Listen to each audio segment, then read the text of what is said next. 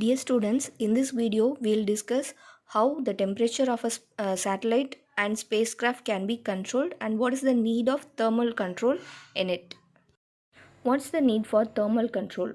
It is very important to maintain the spacecraft temperature optimally for satisfactory operations because the performance and the reliability of everything in the satellite are more or less sensitive to temperature.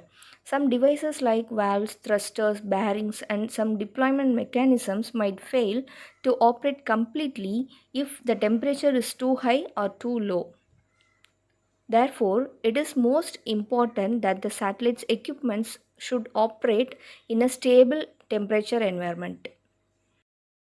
These are the sources of temperature: radiation from sun, radiation from earth, and radiation from earth's albedo. Albedo is the fraction of the radiation falling on earth and the amount of solar energy scattered from earth, and the heat generated by the equipments in satellites itself. These are the passive techniques used for thermal control. See the first point, optical solar reflectors are used on north-south panels. See here in the diagram it is marked as 1. Here in the north-south panels optical solar reflectors can be used. And the second point, antenna is made from graphite epoxy to minimize distortion. Okay, so this is the material mainly used for its high strength and high stiffness, which minimizes the thermal expansion. Okay, so these materials can be used in antennas. Point number 2.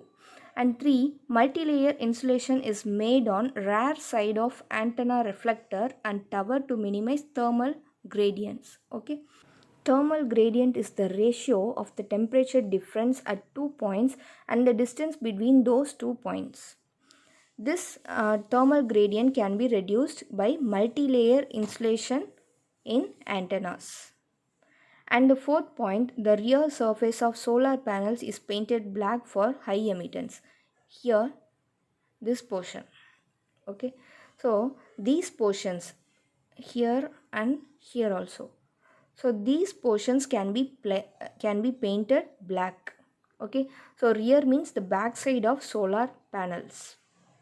And the fifth point, east and west panels of spacecraft are covered with multi-layer insulation for for reducing the thermal expansion.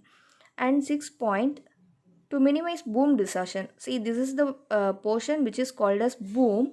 Okay, and this is connecting the solar cell to the main body.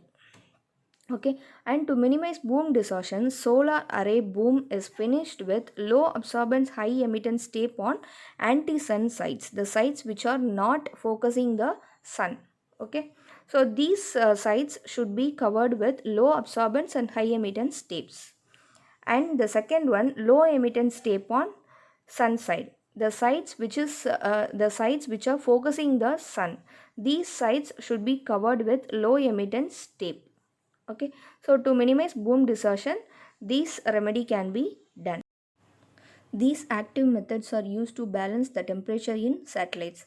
First of all, thermal blankets and shields are used to provide insulation, and radiation mirrors are used to remove heat from the communications payload.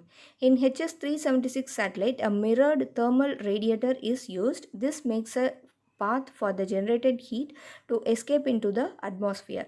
And moreover, spinning satellites have more temperature balance than body stabilized ones. When the transponders are switched off, there will be a heat reduction in satellites.